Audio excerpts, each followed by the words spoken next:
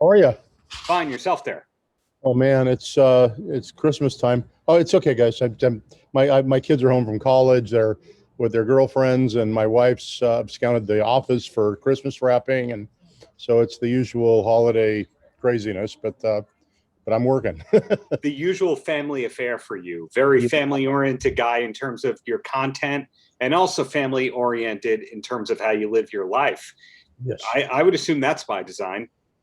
Uh, it, uh, just it's so funny because all my friends who knew me growing up said I always told them I would never get married. I'd never want to have children, and now I'm very married and I'm madly in love with my kids. And and actually, I always it's so funny because the show original Brothers Garcia was really based on my original family and my current family, and then the new one is really everybody in the show is named after. So, oh, we're not talking about the Garcias. Everybody's named after somebody in my family. Well, we actually are, because if you're going to watch the Ha Festival special, the Garcias do factor into that show. Did you know that all along, that you were going to have that great synergy, that tasteful synergy? Sometimes when there's a spin-off related TV show, not done well, but I give you kudos, you did it well. Oh, thank you. It was such a collaborative effort. You really, there's a lot of times people say, "Oh, you created him." Like, guess what?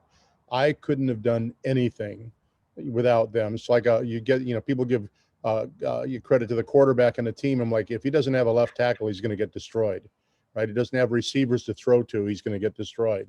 It is always a collaborative effort, and I was so blessed to have such amazing cast on that and on the Ha Festival.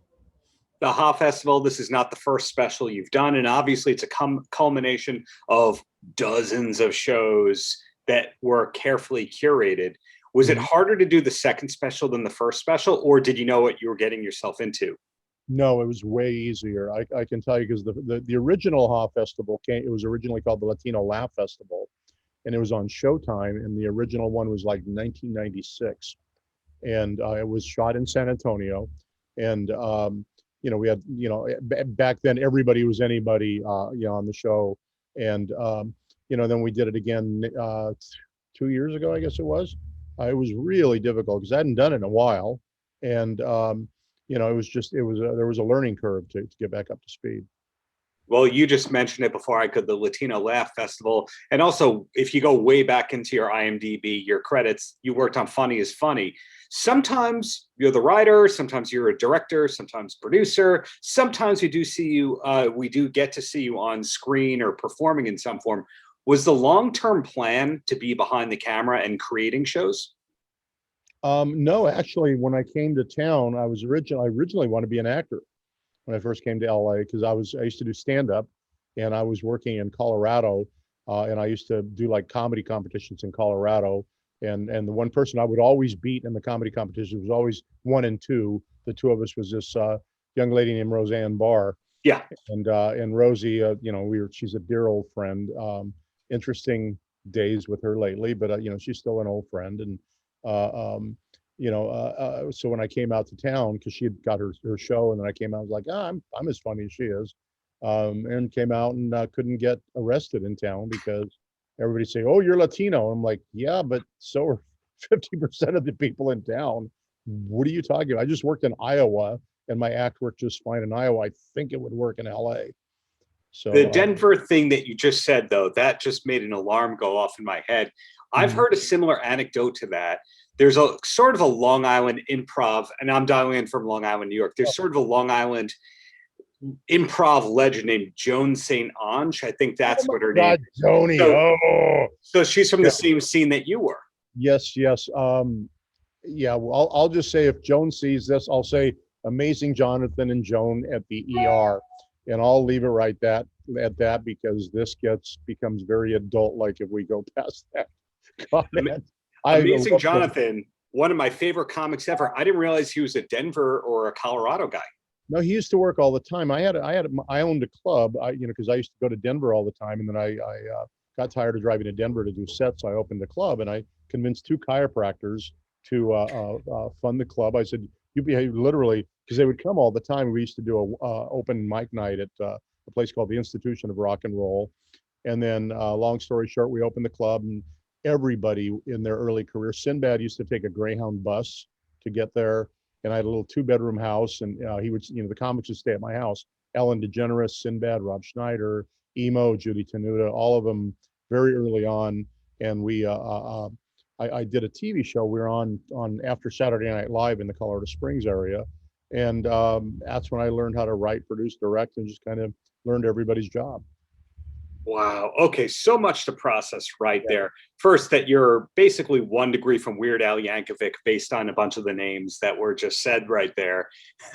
All the people he put in UHF like Judy Tenuta and Emo Phillips. Right. Then club owner, club promoter, but also a performer. But you moved to LA and you were too Latino, even though the whole town is Latino. Yeah. It sounds like you've really lived 5 lives in entertainment, and that you didn't get quote unquote successful until like the last 10, 15 years, even though you were always working on 5 things. Well, and by the way, I taught Emo how to ski. So okay. There's a whole story. I could do a podcast on just taking Emo and Judy out skiing at Monarch Ski Resort in Colorado, or Gilbert Gottfried to the top of Pikes Peak. I mean, just, when you own a club, the stories are insane. And back then it was, mid 80s, it was pretty crazy. But you know what I really want to do is direct. Lately more and more, it was very interesting because we were doing the Garcias in Mexico, and it was all single camera, and I directed 3 of the episodes. I hadn't directed in like 15 years. So, but I know the show, and then left that, took 1 day off, and went to San Antonio to do the Ha Festival. And suddenly I'm directing 9 cameras, and I've never directed 9 cameras before. I directed like 3 or 4, but never a 9 camera shoot. And I have ADD, so it was like wonderful. It was like therapy for me to do that. Is your directing style that you're actually on the comm, you're on the headset, and you're going number 4, number 5, or is it more like you have the person who does that and you trust them, and then every now and then you give it an important note? You know what? We did not hot punch the show this year. The original Ha Festival, Linda Mendoza, who's a dear friend, she hot punched it, and I adore her. But one of the things about a stand-up show, having done stand-up for many years, you can't really. It's impossible for any director to know exactly where the joke is at, and how long the laugh is going to last. I mean, so I said, I just don't, because originally I insisted we hot punch the show, the first one. And this one I said, no, we're not going to hot punch it. All I did was I directed the cameras, like 2, frame up a little bit, 3, pan left, 4, push in. So I was just directing the cameras, and then I assembled it all in editing. Well, kudos go to you and your team for the lineup that you put together for this Ha Festival show. As somebody who's been obsessed with stand-up comedy more of his life than not, right. It's cool to see Paul Rodriguez and Steve, different generations, right. Not that far apart in age, if we want to be honest. Right. Paul made it a lot younger, a lot earlier than right. A lot of people on there, but it's multiple generations. Danny Trejo, who I've also had the pleasure of interviewing, not as young as we think he is. He looks amazing for his age. He did a Bear Grylls recently. Like, dude, you're out of your mind. That's so cool. And by the way, the 3rd generation of Ralph Barbosa, who I think is really, really a funny, smart comic, and Dave J, really, really funny. And by the way, Paul, when he did the Garcia cameo, and when he was down there, he was telling my kids and wife about the time I wanted I called him out to fight him at the Improv in Hollywood. So I was so pissed off at him because I felt like he had made it, and I was in town. I was like, dude, you've got to bring other people up, and and he's like, look, I just wanted to smoke weed and drink and party and have fun, and you wanted to change the world, and I got mad at him for that, and so it was very funny that we can laugh about it now because we're too old to fight. It's good that you never had to work the door at the Improv or the Comedy Store. That I think Paul, was that how he got his big break? Paul did. Yeah. Although, and I will tell you, Eddie Griffin used to be my doorman at my club in Colorado. He came through town with a guy named Ace, Eddie and Ace, and he had no act at the time. And I had to fire him on New Year's Eve because he kept hitting on everybody's dates. And I'm like, Eddie, dude, it's New Year's Eve. It's a date night. Don't be hitting on people's dates. Like, man, the girls are checking me out. I'm like, no, dude. I finally had to literally fire him. And I mean, again, we laugh about it now, but it was a very fun time. And then the Ha Festival this year, there was so many fun stories. But again, the collaboration amongst the comics, there's no real event where Latino comics get together and hang out and share stories and ideas and write and Yeah. and have fun. Yeah. With Eddie Griffin, though, I had the pleasure of interviewing him earlier in the year. And I didn't know until I was doing all my research that he was Dice Clay's opening act at Madison Square Garden, and that Dice kind of broke him in. So now hearing this, I knew he was a Kansas City guy. And then somehow he went to the Dice world and then got out of the Dice world after a year or two. I got him before that because he literally went from Kansas City and he was on his way to LA and he stopped in Colorado Springs where I was and ended up staying for several months. And then he went on to LA and became a doorman at the Comedy Store, which is probably where he met Dice at.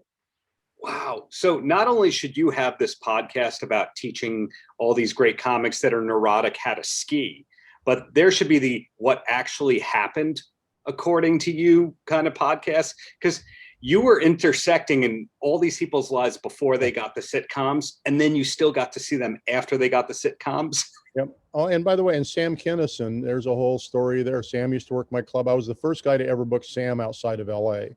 And Really? Literally, and every time our first campaign we did, it was things to do other than come see Sam Kinison. So we discouraged people from coming in. We did a newspaper campaign. Back then, people had a thing called newspapers, and the place forever was packed. And the first night, like 90% of the people walked out. Second night, maybe 70%. By the weekend, nobody left. It was his crowd, and they found him. And long story short, Sam and I got in a big fight. He spit in my face in front of the Comedy Store one night. And then 2 weeks before he died, his brother Bill called me up and said, Sam wants to work your room and make it right. And he came work my room. And then 2 weeks later, I got a call from Bill right after. So he says, oh my God, Sam's in the hospital. He's dead. And he was freaked out. It was just a crazy thing. So yeah, I got a lot of comedy history. Believe it or not, Colorado Springs, super religious conservative city in Colorado.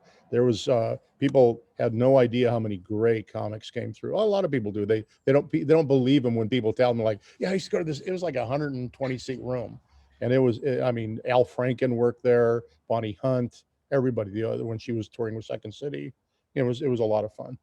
And now this new generation of these young comics, and on the art of comedy, because one of the things, you being an aficionado of comedy, is people don't realize, and I came to this because I hadn't done stand-up in a while, and I went out to the Ice House and did a set a couple of years back, and I realized, wow, I had such a different respect. So I used to be able to do an hour in my sleep, right?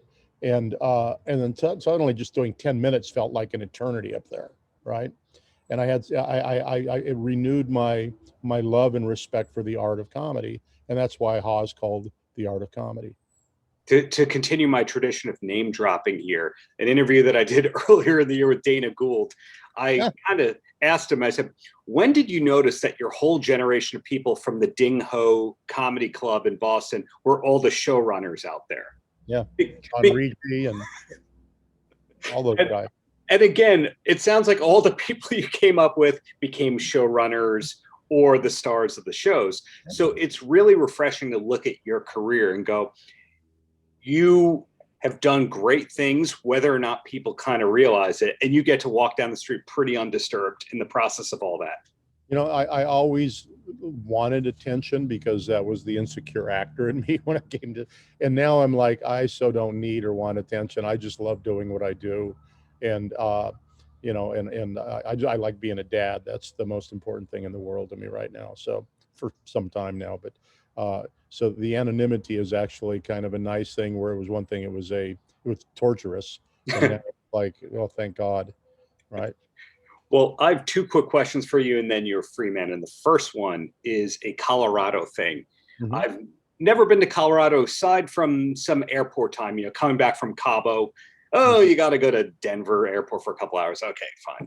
Okay. Is Casa Bonita a real thing? Yeah, it's a place with the cliff diving. I've heard about it. I've never been there. I know everybody I know has been there, but I've actually never been to Casa Bonita. So South Park did not make it up. Okay, confirmed. No, Casa Bonita is for real. They really jump off cliffs into the water. I don't know how high the cliffs or the water or anything, but apparently it works. It's been there forever. And then the last thing I got for you, Ha Festival, Garcias. Are you allowed to talk about anything else that's coming up, any other in-process projects, or is it all under deadline.com embargo and just wait and see and check your Twitter? Well, we've got the Ha 2020 is on HBO Max right now. And then we have Comedy Chingonas, which is an all-female show on HBO Max right now. And we've got Ha 2021. So we've got 3 specials on HBO Max currently running, and I'm very proud of that because they're comedy shows first. They're not Latino comedy shows. They're comedy shows. And that's why we changed the name from Latino Laugh Festival to Ha. Actually, because originally, if you remember, Comedy Central used to be called, there were 2 comedy channels. There was the Comedy Channel and Ha, and they merged and became Comedy Central. And they abandoned the name Ha, and I said, I'll take it. So, Ha is those are up and going, and then the Garcias is our next project. It'll launch hopefully first quarter. That's our goal to get that up, and we're in post-production on that. Then we've got a film that I'm literally, after I hang up with you, I'm going through the contract funding of a really important film that we're getting ready to do. We have a comic book called The Jaguar Princess that we're taking out to market shortly. So first quarter of this year is getting Garcias ready, and then prepping Ha 2022, and then getting this film going, and then hopefully getting a second season of Garcias. And then what's the other thing? We have another half-hour project from one of the comics on the Ha 2021 show where we haven't signed it yet, but we're, I would say, spitting distance to closing a deal that we're going to develop a half-hour show around one of the comics that's on there. Because the whole point of Ha, people need to understand. Well, I'm going to sneeze. 1 second. Well, that's never happened in an interview. 1 second. Okay. So the whole point of Ha is to be a farm team, because Hollywood always says, well, there's no, where's the talent? We don't know where the talent is, because the agencies don't have them. Agencies have less than 1% of Latino talent. So I said, Ha is the perfect thing. It's, there it was. Sorry about that. Bless you. Thank you. It is the farm team to feed the pipeline of all the names and people that Hollywood doesn't know. Case in point, Ha 2020, 5 of the comics from Ha 2020 are now guest stars on the Garcias, and none of them had ever acted before, and they were great. They did a phenomenal job on the Garcias as guest stars, and actually one of the young ladies on the Garcias was in Ha 2021. So it's really, the festival is not just about doing a festival. It's about creating a farm team for a very underserved audience to tell stories that, that everybody can enjoy. They're universal stories. I could not top that myself. Well, I'm looking forward to seeing all of that. Looking forward to speaking with you on the next junket. But in the meantime, just keep up all the greatness that you're putting out into the world, Jeff. Thank you, Darren. I appreciate it. Thank you so much. Paltrocast.